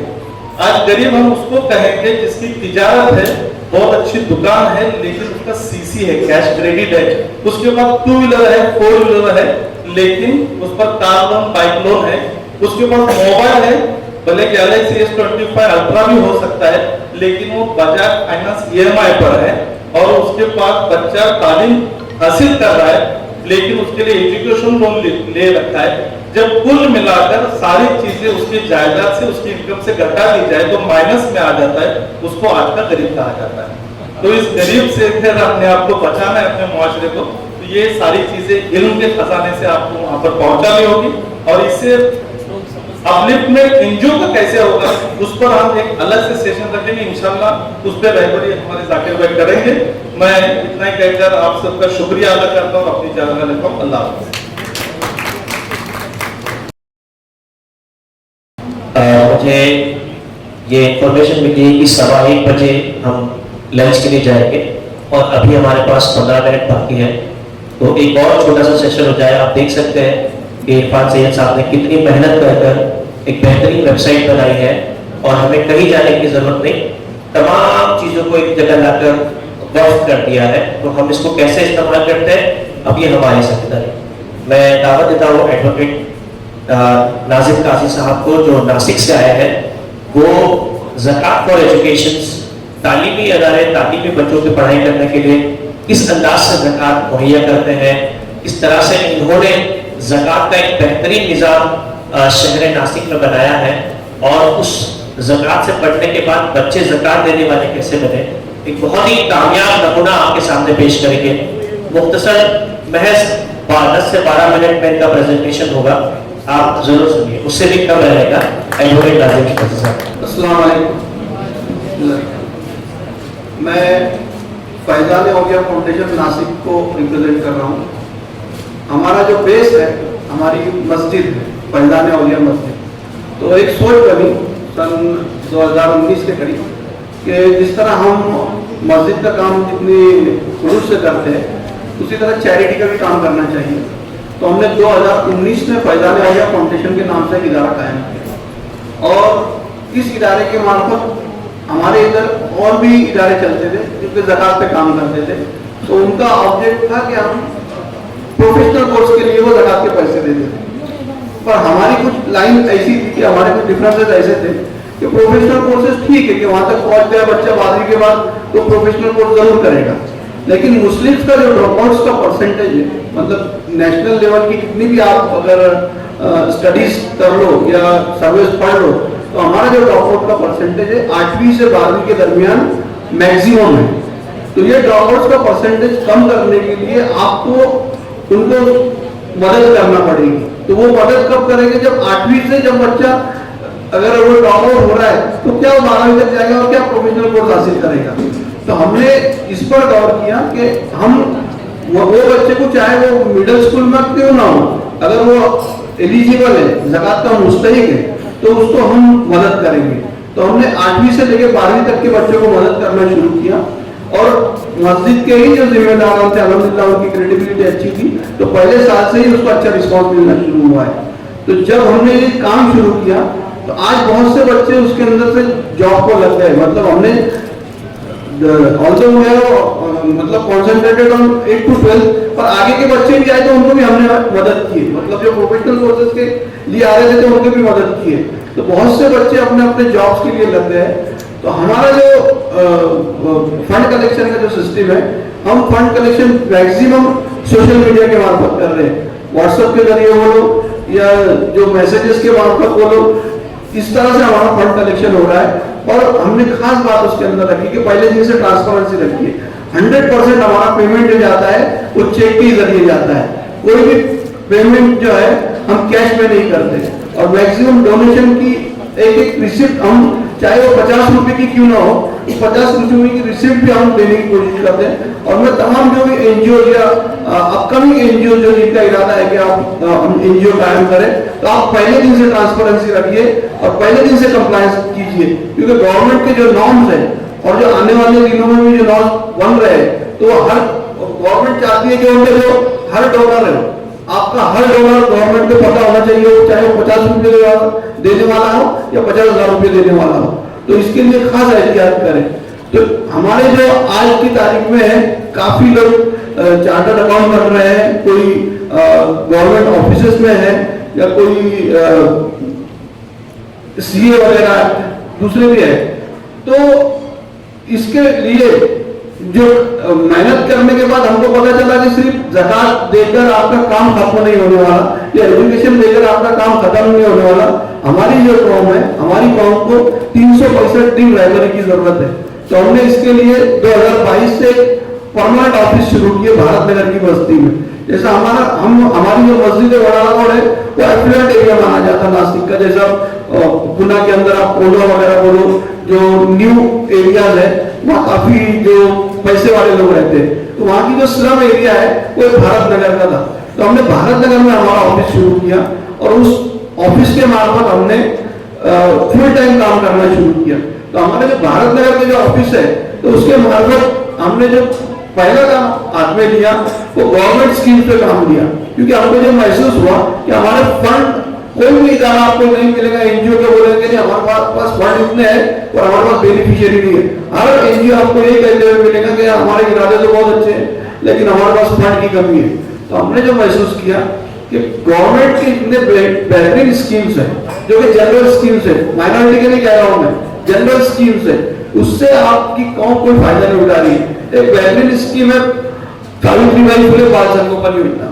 अब ये सावित्रीबाई फुले बाल संगोपन योजना क्या है? तो वो बच्चे जिनकी उम्र 18 साल से कम है, जो सिंगल पेरेंट वाले, चाहे वो बेवा कहिए आप उनको, या जिनकी बीवी का इंतकाल हुआ, और ऐसे लोग उनके बच्चों को या कैंसर पेशेंट के बच्चों को गवर्नमेंट ऑफ महाराष्ट्र पढ़ाई के लिए 18 साल की उम्र तक 2250 रुपये देती है। 2250 रुपये कोई कम रकम नहीं है। आपका अगर कितना भी बढ़ाया जा रहा हो तो आप कोई बच्चे को 27,000 रुपये सालाना नहीं दे सकते। तो ये बेनिफिट, अगर आपके 2 बच्चे, मैक्सिमम 2 बच्चों को ये स्कीम का फायदा मिलता है, तो ये स्कीम का फायदा हमने 200 बच्चों को अल्हम्दुलिल्लाह पहुंचाया है।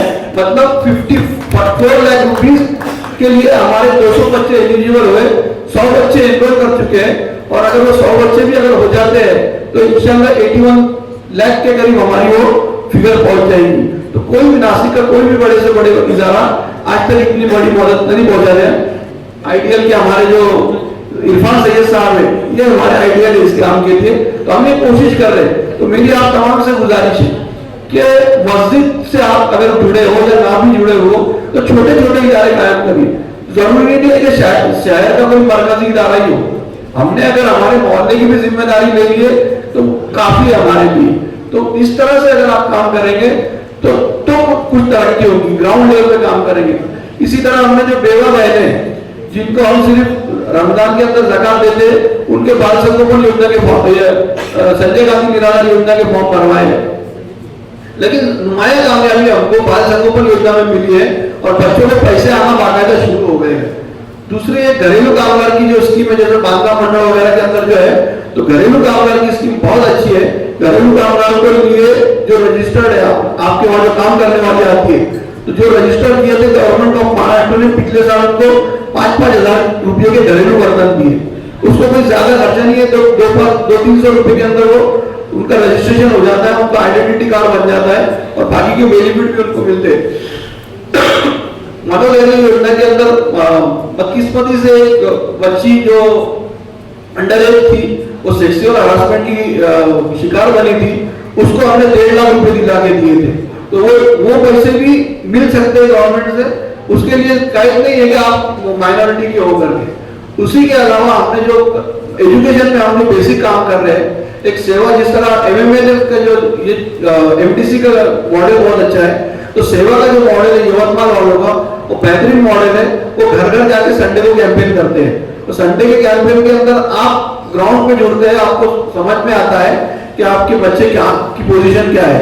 हमारे साथ प्रोफेसर मैडम भी यहाँ मौजूद है, वो सेवा हमारे जो फैजान औलिया फाउंडेशन के एजुकेशनल अवेयरनेस के कैंपेन से जुड़ी हुई है।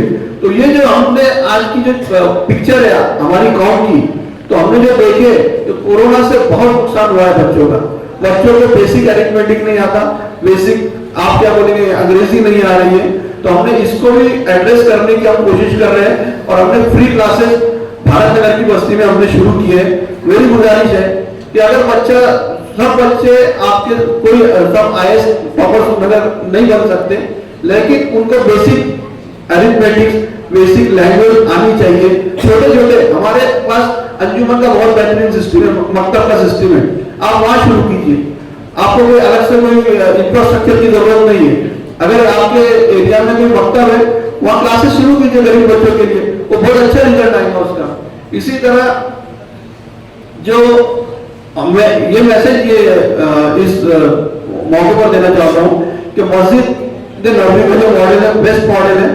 आप लोग कोशिश कीजिए कि मस्जिद से ही जुड़े, हमको आखिर जाना भी वही है, तो मस्जिद से ही हमारा सब काम शुरू होगा। आपने मेरी बात को इतनी गौर से सुना, शुक्रिया आपका, जाकिर भाई का शुक्रिया जो उन्होंने मुझे अपनी बात रखने का मौका दिया। Thank you very much. अस्सलाम वालेकुम। 988-1862-777 नाजिम काजी, एडवोकेट नाजिम काजी। रिपीट करता हूं फिर से, 988-1862-777। अल्हम्दुलिल्लाह हमारे काम का प्रोफेसर मैडम ने याद दिलाया कि हम क्या क्या बताएं। एक्चुअली अल्हम्दुलिल्लाह हमारे जो फाउंडेशन के मार्फत एक बच्ची JMFC के लिए उसका सिलेक्शन हुआ है जामिया मिलिया इस्लामिया के अंदर, और वो जज की जो प्री क्वालिफाइंग एग्जाम होती है उसकी ट्रेनिंग के लिए दिल्ली में है। इसी तरह 2 बच्चियों का MBBS के लिए सिलेक्शन हुआ है, उनको भी अल्हम्दुलिल्लाह फैजान औलिया फाउंडेशन के मार्फत मदद हासिल हुई। शुक्रिया जज़ाकल्लाह। हमारा जो तरीका है, जैसे एक जो हमारे कुछ लोग बैंकिंग की बैकग्राउंड थी, इसलिए हमको उसमें काफी आसानी हुई। हम ज़कात का जैसा फॉर्म है वो मैं शायद शेयर करूंगा ग्रुप पे आइंदा कभी, तो हम उसके अंदर एक जैसे कोई पर्सन लोन लेने के लिए आता है उसी तरह उसका फॉर्म भी हम पूरा कलेक्ट करते हैं। उसके अंदर किस कोर्स के लिए उसको मदद चाहिए, उसके प्रीवियस क्वालिफिकेशन क्या है, उसकी फैमिली बैकग्राउंड कैसी है, उसके वहां भाई बहन कितने हैं ये जानते हैं।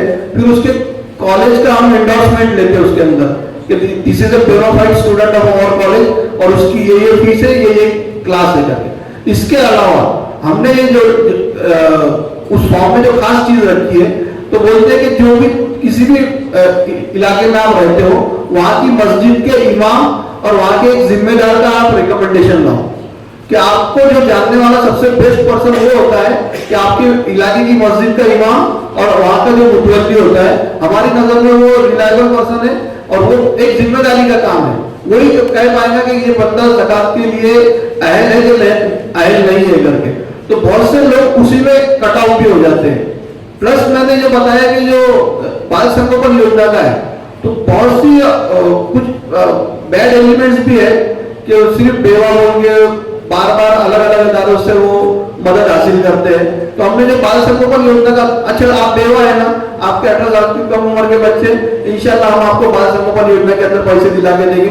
तो हमारे जो रिसोर्सेस है, हमारे जो रिसोर्सेज मुस्लिम कम्युनिटी के रिसोर्सेज में बता रहा हूँ, तो ये कम उधर खर्च होंगे।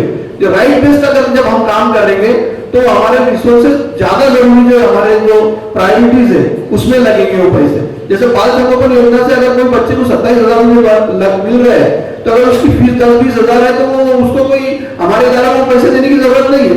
अगर वो एलिजिबल नहीं बैठते, अगर ज्यादा ऊंची क्लास के हैं, अगर वाकई में उनकी इकोनॉमिकल कंडीशन खराब है, उसी सूरत में उनको हम पैसे देते। तो ऐसे ये जो गवर्नमेंट की स्कीम पे हमने जो काम किया है ना, उससे हमको काफी फायदा मिला है कि हमको और ज्यादा पैसे दूसरे बच्चों को हम जो कुछ ऐसे फाइनेंशियल मिसमैनेजमेंट है हमारे लोगों का, बड़ी बड़ी स्कूलों में तो डाल दिए और वो फीस पे नहीं कर पा रहे, तो ऐसे लोगों को भी मदद करना पड़ती है।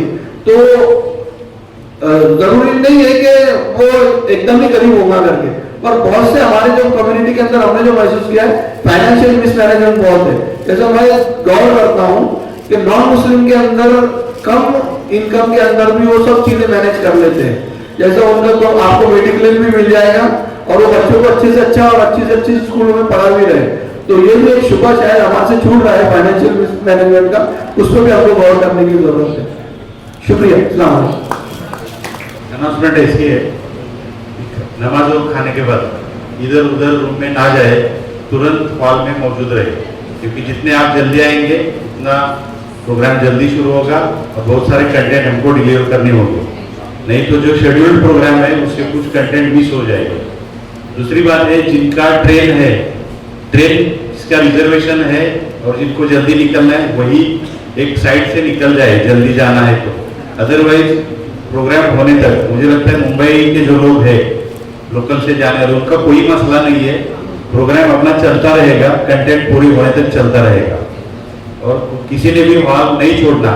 और जो हम लोग कल से ऑब्जर्व कर रहे हैं, बार बार लोग बीच में से उठ के जा रहे हैं, ये हो रहा है, जरूरत रहती है ठीक है, लेकिन उसको बाकी लोगों को डिस्टर्ब ना हो। तो थोड़ा सा मैं सोचता हूँ कि पूरा अभी खाना और नमाज के बाद पूरा अपने अपने तैयारी करके खामोशी से यहाँ पर बैठना है, ताकि ज्यादा से ज्यादा कंटेंट आप लेके जाए, ज्यादा से ज्यादा नॉलेज लेके जाए। अगर आप लेके नहीं गए तो कुछ फायदा होने वाला नहीं, सब सुना, इधर से सुना उधर से छोड़ा, ऐसा हो जाएगा। दूसरी बात है कि अभी आपको QR कोड का एक फोटो लेने बोला था, इमेज लेने बोले, सबने लिया है। अगर नहीं लिया है तो हर एक के मोबाइल में वो QR कोड होना चाहिए, क्योंकि जो दुनिया कर लो मुट्ठी में है ना मोबाइल, वो हमारी बड़ी बीमारी है अभी सबकी। उससे क्या फायदा होने वाला है वो दोपहर के सेशन में है। अगर किसी के पास नहीं तो QR कोड फोटो लीजिए हमारे पास से। और जिन्होंने अभी तक मोहसिन भाई के मोबाइल पर अपना रजिस्ट्रेशन नहीं किए है, पैसा दिया मतलब रजिस्ट्रेशन नहीं है, यहाँ आने के बाद जो उसमें हमने कुछ इंफॉर्मेशन ले रहे, वो इंफॉर्मेशन आपकी मोहसिन भाई के मोबाइल में रजिस्टर्ड होना जरूरी है। कल रजिस्ट्रेशन काउंटर करीबन दिन भर चला, वो मोबाइल में उनके आपका सभी डाटा आना जरूरी है, अदरवाइज आप MMNF के नेटवर्क से दूर रह सकते। तो MMNF के नेटवर्क के आना है तो उनके मोबाइल में रजिस्टर होना जरूरी है। ये नहीं है कि मैंने 299 रुपए पे नहीं किया, मैं पेमेंट के लिए बिल्कुल नहीं आगाज कर रहा। आपका हमारे से कनेक्ट होना जरूरी है, पेमेंट जरूरी नहीं है। अगर किसी ने ऐसा लगे कि मैंने पेमेंट नहीं किया है तो मैं रजिस्टर ना करूं, ऐसा ना करें।